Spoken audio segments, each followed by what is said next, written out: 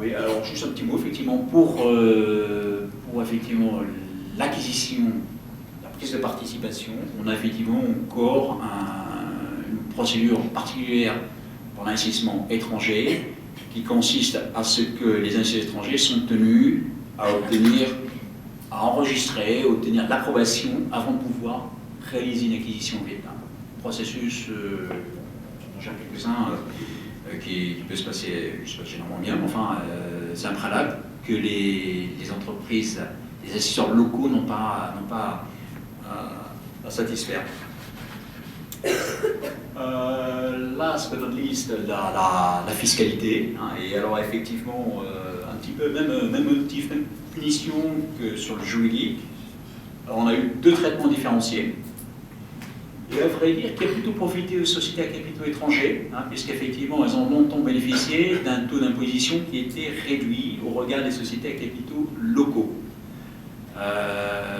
Du moins facialement, après la pratique était probablement quelque peu différente, où effectivement, donc, tout à la fois, des taux étaient réduits, hein, puisqu'effectivement, ils étaient 21-25 à titre général dans les premières années, c'était né à 25% un temps, avec chaque fois des régimes de faveur qui voulaient ramener, je vous épargne le détail, mais alors effectivement donc des taux inférieurs à l'investissement domestique, et puis d'autre part un avantage assez appréciable, c'est-à-dire que le taux, y compris notamment le taux de faveur, est inscrit à la licence d'investissement, au certificat d'investissement. Effectivement, ça paraissait comme pour l'investisseur, la Bible, vous voyez, on m'a accordé un taux de faveur qui est de 15%, et l'exonération pour les premières années, et ça figure à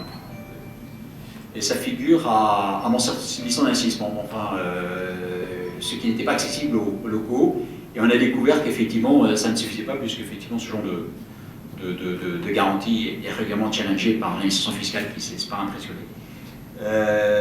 Et puis à partir de 2004, on a effectivement un taux unique qui est de 28% et des conditions de détermination d'assiette, ainsi de suite, identiques pour les locaux et les étrangers.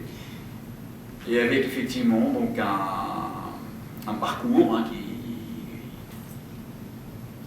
doit intéresser des investisseurs français qui impressionnés, qui effectivement ont une réduction régulière, hein, on est passé de 28, 25, 22, maintenant aujourd'hui 20% sur le régime de taux normal. Hein, et toutes autres dispositions sont aujourd'hui absolument uniques, de la même façon qu'effectivement le droit du travail, il viendra, s'applique de la même façon et tout autre droit. Voilà, j'espère que je n'ai pas été trop long, hein, j'aurai le plaisir de compléter.